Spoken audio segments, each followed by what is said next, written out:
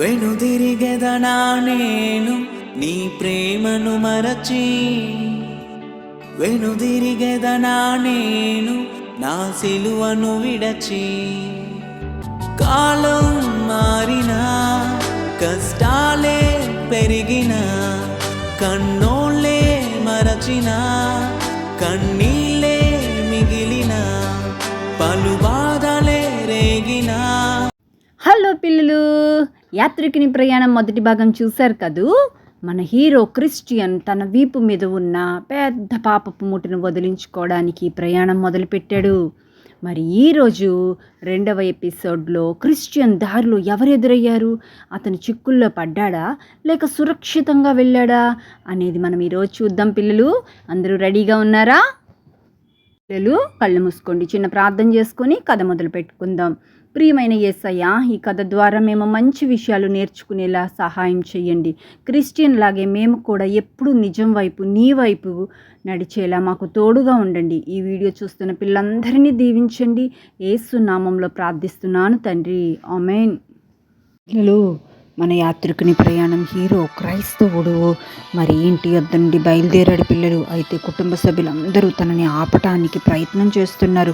అయితే వారి మాటలు వినకుండా చెవులు గట్టిగా మూసుకొని జీవం జీవం నిత్య జీవం అని అరుస్తూ నగరము బయటికి వచ్చేసాడు. పిల్లలు అయితే అతని వెంబడి ఒక ఇద్దరు పరిగెత్తారు. పిల్లలు వాళ్ళు ఎవరంటే మరి క్రైస్తవుడి యొక్క నైబర్స్ అంట, ఇరుగు పొరుగు వారు.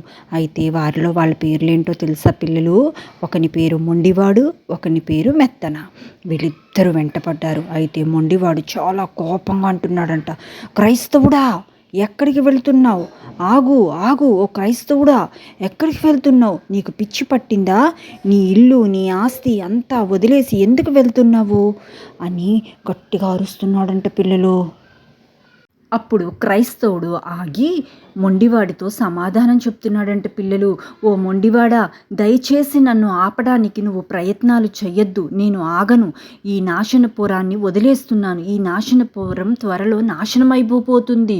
ఇదిగో దేవుడు చెబుతున్నాడు, ప్రయాసపడి భారం మోస్తున్న సమస్త జనులారా నా యొద్దకు రండి, నేను మీకు విశ్రాంతిని కలుగజేస్తానని మత్తయి సువార్త 11వ అధ్యాయం 28వ వచనంలో చెప్పాడు. మొండివాడా, నువ్వు కూడా నాతో రా. అంతేకాదు, మరి నీ పూర్ణ హృదయముతో యెహోవా యందు నమ్మిక ఉంచుము, నీ ప్రవర్తన అంతటి యందు ఆయన అధికారమునకు ఒప్పుకొనుము, అప్పుడు ఆయన నీ త్రోవలను సరళము చేయును అని దేవుని వాక్యము సెలవిస్తుంది. మొండివాడా, ఇదిగో ఆయన నా త్రోవలన్నీ సరళము చేయబోతున్నాడు. నేను ఆయన అధికారానికి నా పూర్ణ హృదయముతో నేను ఒప్పుకుంటున్నాను. దయచేసి అడ్డుపడద్దు, నన్ను విడిచి వెళ్ళిపో అని క్రైస్తవుడు మొండివాడితో సత్యాన్ని చూపిస్తూ, వాక్యాన్ని చూపిస్తూ మాట్లాడుతున్నాడు. పిల్లలు క్రైస్తవుడు దేవుని వాక్యాన్ని చూపించి ఎంత చెబుతున్నా సరే మొండివాడు వినడం లేదు. పిల్లలు నాశనమా? ఏది? నాకైతే అంతా బాగానే కనిపిస్తుంది. నీ చేతిలో ఉన్న ఆ పుస్తకం చదివి నీకు పిచ్చి పట్టినట్లు ఉంది. నువ్వు వెళ్ళడానికి వీల్లేదు. నీకు ఎంత ఆస్తి ఉన్నది, ఆ ఆస్తిని, నీ కుటుంబాన్ని విడిచిపెట్టి వెళ్ళిపోతావా? నేను ఒప్పుకోను అని గట్టిగా మొండివాడు అరుస్తున్నాడు. పిల్లలు అప్పుడు క్రైస్తవుడు ఏమంటున్నాడో తెలుసా పిల్లలు? వెంటనే తన చేతిలో ఉన్న బైబిల్ గ్రంథాన్ని తెరిచి 1 యోహాను 2వ అధ్యాయం 17వ వచనాన్ని చూపిస్తూ, లోకమును దాని ఆశయు గతించిపోవచ్చున్నవి గాని దేవుని చిత్తమును జరిగించువాడు నిరంతరము నిలుచును అని వాక్యము చెబుతుంది. మొండివాడా అని క్రైస్తవుడు చెబుతున్నప్పుడు మొండివాడికి, చాలే ఆపు, నీ నీతులు నాకు వద్దు, ఒరే మెత్తన పద వెళ్ళిపోదాం, వీడికి పిచ్చి పట్టింది అని అంటున్నాడు. పిల్లలు మొండివాడు అప్పుడు మెత్తన అంటున్నాడు. పిల్లలు, ఓ మొండివాడా, అంత తొందరపాటు ఎందుకు? క్రైస్తవుడు అంత భయపడుతున్నాడంటే ఏదో కారణం ఉండే ఉంటుంది.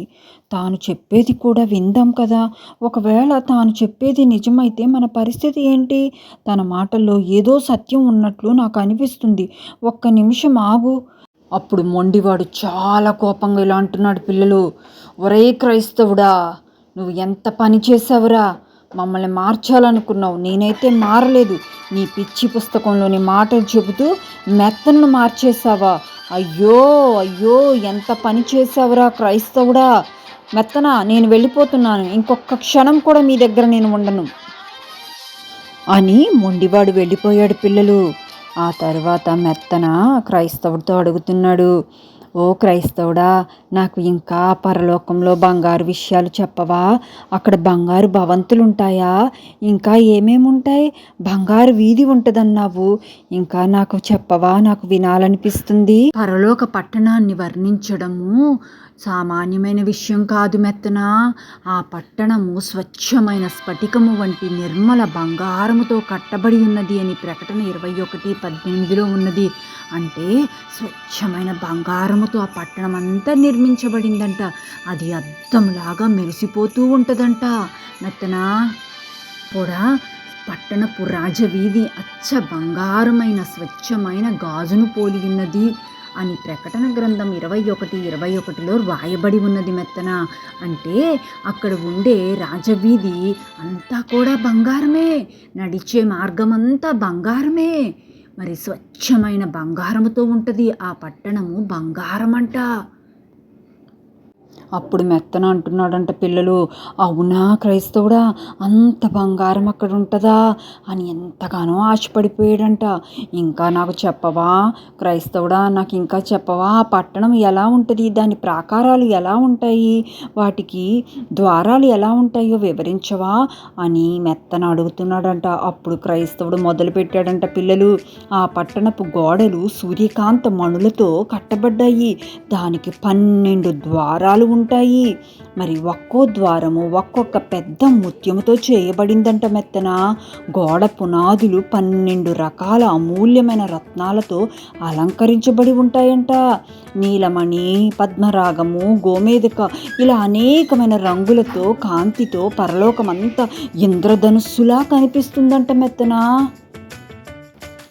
అప్పుడు మెత్తన అంటున్నాడు, మరి అక్కడ రాత్రిపూట దీపాలు ఎవరు వెలిగిస్తారు? చీకటి పడితే భయం వెయ్యదా క్రైస్తవుడా అని అడిగితే క్రైస్తవుడు ఇలా చెప్తున్నాడు, పిల్లలు, మెత్తన అక్కడ రాత్రి అనేది ఉండదు.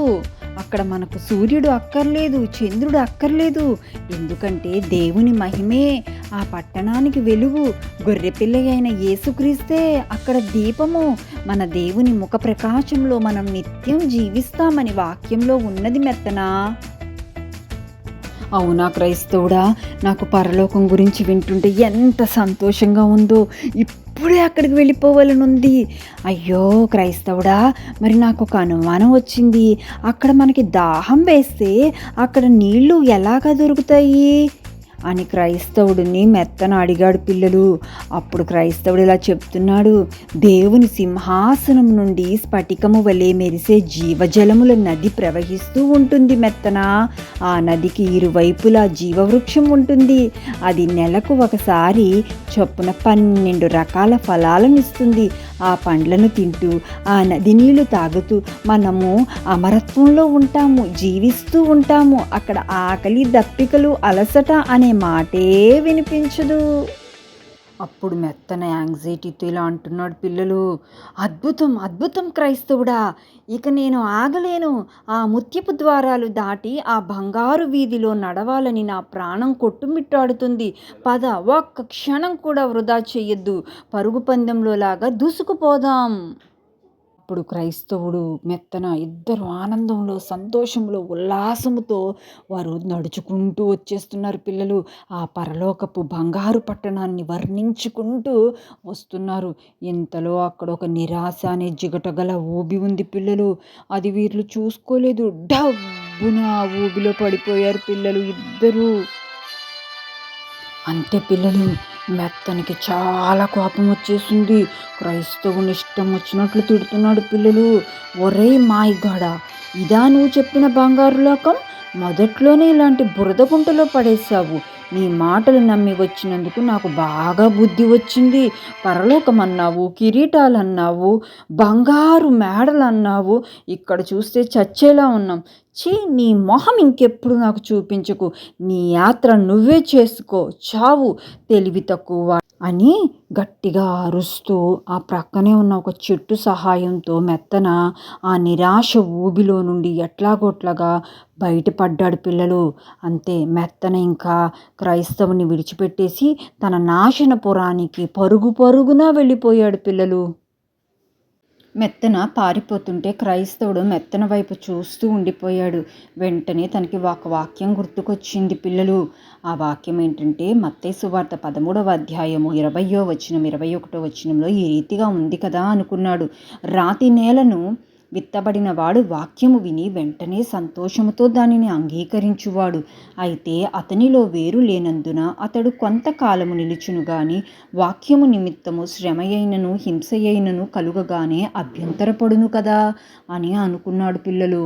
ఆ తరువాత క్రైస్తవుడు ఆ ఊబిలో మునిగిపోతూ ఉంటుండగా చాలా భయం వేసింది క్రైస్తవుడికి. వెంటనే తనకి ప్రార్థన చెయ్యాలి అని జ్ఞాపకం వచ్చింది పిల్లలు. దేవా, ఈ నిరాశ బురద నుండి నన్ను రక్షించు. నిన్ను నమ్ముకొని ప్రార్థించు వారికి దేవుడుగా నువ్వు సహాయం చేస్తానని వాగ్దానం ఇచ్చావు కదా, నాకు సహాయం చేయి ప్రభువా అని ప్రార్థించాడు పిల్లలు. వెంటనే అక్కడికి సహాయకుడు అనే ఒక వ్యక్తి వచ్చి మన క్రైస్తవుడికి చెయ్యి ఇచ్చి ఆ బురద గుంటలో నుండి పైకి తీసుకొచ్చాడు పిల్లలు. మన క్రైస్తవుడి ప్రయాణం ఎలా ముందుకు కొనసాగిందో తర్వాత ఎపిసోడ్స్లో చూద్దాం పిల్లలు. కళ్ళు మూసుకోండి, ప్రార్థన చేసుకుందాం. మహాగణుడువు పరిశుద్ధుడువైన దేవానికి స్తోత్రాలు వందనాలు చెల్లిస్తున్నాను. మొండివాడిలాగా మూర్ఖుడులాగా కఠినంగా మేము ఉండకుండా సహాయం చేయండి. మెత్తనలాగా శ్రమ రాగానే నాయన వెనుతిరగకుండా మీరు మమ్మల్ని కాపాడండి. దేవా, క్రైస్తవుడు ఏ రీతిగా అయితే శ్రమ వచ్చినా కష్టం వచ్చినా అయా నీ వైపే చూస్తూ ప్రార్థన చేస్తూ సహాయం కోరడో అలాంటి జీవితాలు మాకు దయచేయమని యేసు నామంలో ప్రార్థిస్తున్నాను తండ్రి, ఆమేన్. గాడ్ బ్లెస్ యూ పిల్లలు.